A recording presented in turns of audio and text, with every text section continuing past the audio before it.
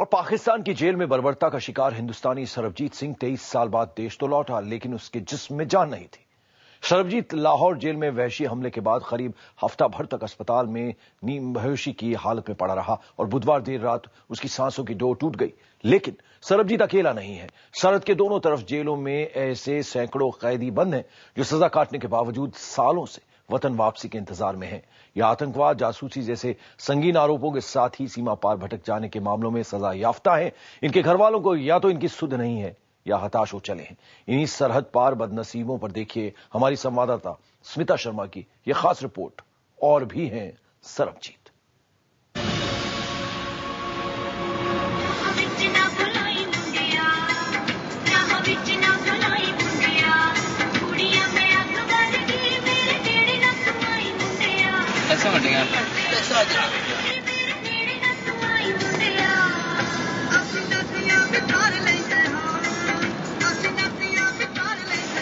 भारत और पाकिस्तान के रिश्तों की गाड़ी में कभी नदी की धार सी तेजी देखने को मिलती है तो कभी उसमें ठहराव आ जाता है।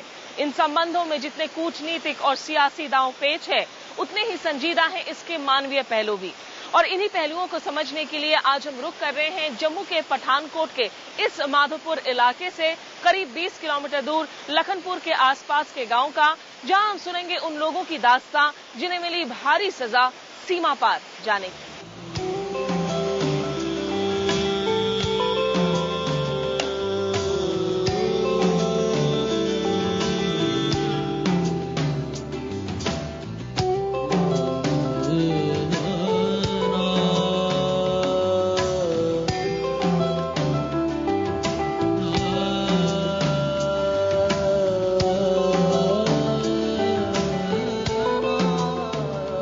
लखनपुर बरौटी रोड पर बुट्टी नारगोटा गांव के कच्चे पक्के रास्तों पर हम ओम प्रकाश का घर ढूंढ रहे थे।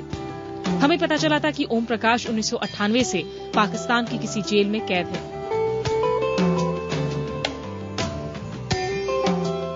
आप लोग चिट्ठी कैसे भेजते हैं फिर?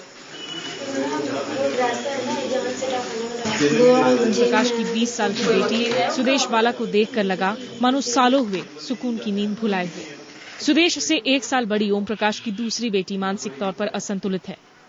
उनका छोटा भाई भी साथ था। सुदेश के पिता पर जासूसी के आरोप लगे। 6 साल बाद जाकर परिवार को उनकी खबर मिली। हमें भी ये भी नहीं पता था कि वो हैं कि नहीं हैं। 2004 को आए थे रेड क्रॉस वाले हमारे घर चिट्ठी लेके, तभी हमें पता चला कि वो रावलपिंडी में है, ठीक ठाक हैं। तो उसके बाद 2005 को लाहौर में चले गए वो। अभी खत आता है मुजफ्फराबाद से। आप भी घर में ठीक ठाक होंगे। और आरोपी की बात एक तरफ, सुदेश का एक ही सवाल है कि सजा पूरी होने के बावजूद वो 4 साल से मुजफ्फराबाद के किसी कैंप में क्यों कैद है। जब छोटे छोटे थे, जब हम उठते थे देखते थे, हम मेरी रात भर रोती रहती थी।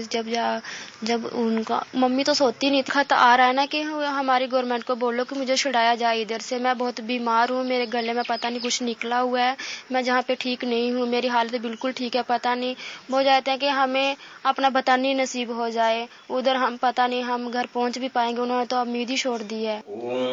जय जगदीश हरे स्वामी जय। ये 14 साल पुरानी बात है। तब ओम प्रकाश के बच्चे छोटे थे और पिता की गिरफ्तारी ने पूरे घर का चैन छीन लिया था। तब से आज तक पत्नी और बच्चों के पास दुआओं और अपीलों के सिवा कोई चारा नहीं है। अदालत ने शुरू में ओम प्रकाश को 3 महीनों की नजरबंदी की सजा सुनाई थी, लेकिन 3 महीने करते हुए अब वो पाकिस्तान की जेल में 14 साल की सजा काट चुके हैं। इस दौरान अगर उनके परिवार और उनके 4 बच्चों के पास कुछ मौजूद है तो वो है महज ओम प्रकाश की लिखी हुई चंद चिट्ठियां और गिनकर 3 तस्वीरें। और अब बच्चे यही कह रहे हैं कि उनके पिता ने अगर कोई गलती की तो उसकी भारी सजा वो भुगत चुके हैं और अब उन्हें वतन वापसी की इजाजत मिलनी चाहिए।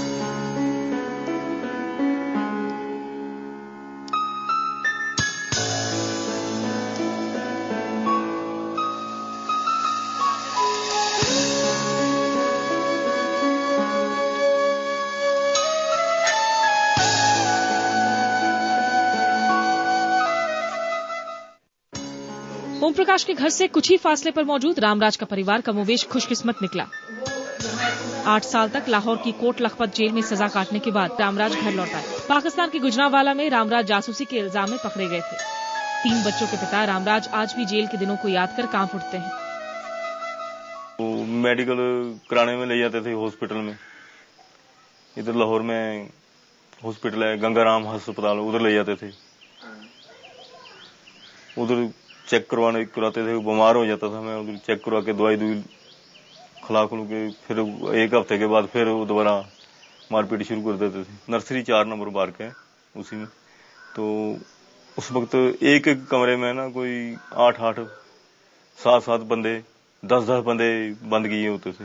वो कमरा होता था कोई 10 बाई 15 का हो गया, 10 बाई 12 का हो गया, ऐसे कमरा था। तो मतलब कि बहुत प्रॉब्लम आती थी उधर। वहाँ जब आपको पकड़ कर लेकर गए तो उसके बाद आपको कोई कानूनी रामराज कोट लखपत जेल में ही भारतीय कैदी सरबजीत सिंह से भी मिले थे, पर इसी जेल में भवेश जैसे भी हैं जिनकी कोई सुध नहीं लेता। रामराज की माने तो मुंबई का भवेश अमृतसर घूमने आया और गलत ट्रेन में बैठकर सीमा पार चला गया। 4 सालों से कैद भवेश को अब तक कोई सजा नहीं सुनाई गई है। अब वो अपना मानसिक संतुलन खो बैठा है। तो गलती से दूसरी ट्रेन में बैठ के जो पाकिस्तान में जा रही थी, वो कहता है उसके बाद 15-20 मिनट के बाद ना मेरे को इन्होंने पकड़ लिया, उतार लिया। पाकिस्तान आ गया था, उन्होंने पकड़ के उतार लिया, उधर से थाने में ले गए। अभी इसको 4 साल हो गया था उधर। अभी हवाला आती है, इसको ना कैद मिली है ना कुछ है, इसका कसूर भी कोई नहीं है। पर सीधा जासूसी का केस लगाते हैं, बॉर्डर क्रॉसिंग जासूसी का केस, उसके ऊपर 59 लगा देते हैं।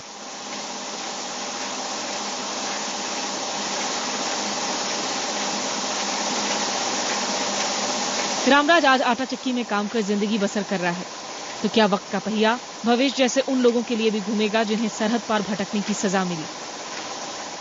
हर साल दोनों ही ओर ऐसे सैकड़ों मछुआरे हैं जो गलती से समुद्री सीमा पार करने की वजह से बंदी बना लिए जाते हैं। तो वहीं कृपाल सिंह जैसे भी कई किरदार हैं जो ये दावा करते हैं कि वो सीमा पार भटक गए थे, लेकिन उन पर झूठ मूठ के संगीन आरोप मढ़ दिए गए।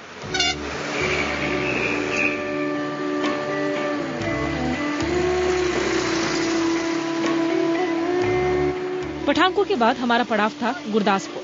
हम कृपाल सिंह के गांव हमराज पहुंचे। कृपाल 1992 में लापता हुए। 5-6 साल बाद घर वालों को पता चला कि वो पाकिस्तान की जेल में है और उस पर आरोप लगा है आतंकवाद का। कृपाल सिंह को मिली है सजाए मौत। अब कृपाल के माता पिता दुनिया में नहीं। पत्नी से उसका 1992 में ही तलाक हो गया था। कृपाल का भतीजा कहता है कि उन पर लगे आरोप बेबुनियाद हैं। ਜਦੋਂ ਫਸਟ ਟਾਈਮ ਫੜੇ ਗਏ ਸੀ ਉਦੋਂ ਹੱਥਾਂ ਪੈਰਾਂ ਦੇ ਨਹੁੰ ਕੱਟਦੇ, ਫਿਰ ਕਹਿੰਦੇ ਧਮਕੀਆਂ ਦਿੰਦੇ ਸੀ ਕਿ ਮਤਲਬ ਇੱਕ ਬਾਹ ਕੱਟ ਦਾਂਗੇ, ਇੱਕ ਲੱਤ ਕੱਟ ਦਾਂਗੇ, ਇੱਕ ਆਖ ਨਿਕਾਲ ਦੇਂਗੇ। ਤੇ ਚਾਚਾ ਜੀ ਫਿਰ ਕਹਿੰਦੇ ਵੀ ਜ਼ਬਰਦਸਤੀ ਮੇਰੇ को मतलब गुनाह मतलब कबूल करवा दे। जबरदस्ती वो कहते हैं कि उनसे गुनाह कबूल करवाया गया है, उन्होंने कोई बम हमला नहीं किया है। बम हमला तो कोई नहीं किया, बस इसे टेंशन के कारण ही मतलब अपनी वाइफ के कारण ही शराब पी के वो बॉर्डर पार कर गए। कृपाल कोट लखपत जेल में सरबजीत के साथ ही पिछले 20 साल से एक वार्ड में है। घर वालों की माली हालत ऐसी नहीं है कि वो पाकिस्तान जाकर कृपाल की पैरवी कर सके। चाचा खत लिखकर बेगुनाही का दावा करता है। इंडिया दी सरकार क्यों नहीं मेरा पैरवाई करदी? प्रधानमंत्री, राष्ट्रपति, चीफ ऑफ मिनिस्टर नूं मिलो। इंडिया गवर्नमेंट मेरी पैरवाई पूरी करे। कृपाल के घर वालों को इस बात का संतोष है कि वो पड़ोसी मुल्क में है और जिंदा है, लेकिन सरहद के इस पार ऐसे परिवार भी हैं जिन्हें अपने अपनों के जीवन मरण की कोई खबर नहीं। भारत सरकार के आंकड़े कहते हैं पाकिस्तानी जेलों में 1971 की जंग के 54 बंधक समेत 74 सेनाकर्मी मौजूद हैं, जबकि पाकिस्तान का दावा है भारतीय जेल में उनके 37 युद्धबंदी हैं। हालांकि दोनों ही अपनी जेल में POWs यानी प्रिजनर्स ऑफ वॉर की मौजूदगी से साफ इनकार करते हैं। सरकारी फाइलों से गुमशुदा इन कैदियों के परिवारों पर क्या गुजरती है, ये जानने हम रवाना हुए पंजाब के अटारी वाघा सीमा पर मौजूद राजातल गांव के लिए। हरे हरे खेतों से सटे गांवों को अलग करती सीमा पर बाढ़। इसी गांव में रहती हैं 41 साल की हरजीत कौर। हरजीत बताती हैं कि उनके पिता जोगिंदर सिंह BSF की 21 बटालियन में कांस्टेबल थे और 3 दिसंबर 1971 को पाकिस्तानी फौजियों ने उन्हें पकड़ लिया था। उनका साथी हवलदार हरदयाल सिंह ने किसी तरह भागकर परिवार को इसकी जानकारी दी। हमारे पापा आगे चले गए और दुश्मनों ने घेर लिया मेरे पापा को। उसकी पगड़ी उतार के मेरे पापा की पीछे बाजू बांध के और जीप में उठा के ले गए। हरजीत तब दूध पीती बच्ची थी और उनकी मां गर्भवती। वक्त बीता और सरकार ने चिट्ठी लिखकर बताया कि जोगिंदर सिंह मारा गया। मगर मौत के कोई सबूत नहीं दिए। परिवार की माने तो पाक जेलों से छूटकर लौटे कई कैदियों ने बताया कि उन्होंने जोगिंदर को सरगोदा की मियांवाली जेल में देखा। 4-5 साल पहले तक उनकी जानकारी उन्हें मिलती रही। जैसे कोई बेल्ट दी हो, जहाँ उसका कोई निशानी दी हो, कोई भी नहीं दी मेरे पापा की। ऐसे बोलते हैं कि लापता हो गए हैं, कुछ नहीं मिला। अगर कुछ देते, कोई निशानी देते तो हमें भी यकीन हो जाता।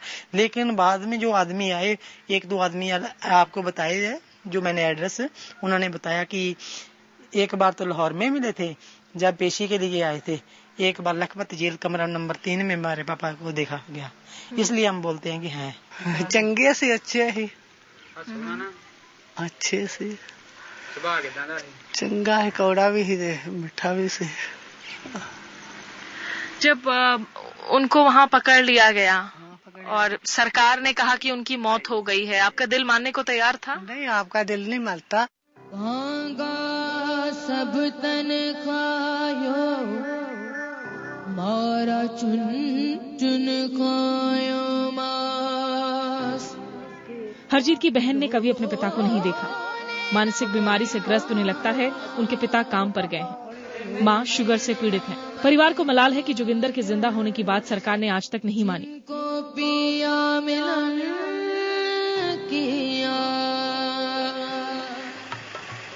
राजदल से लौटते हुए मुझे ख्याल आया, परिवार की उम्मीद झूठी नहीं हो सकती। कौन जाने सीमा पार भी ऐसी ही कितनी हरजीत की निगाहें अपने पिता, भाई या पति को ढूंढ रही होंगी। न जाने कब उनके गम का सूरज डूबेगा।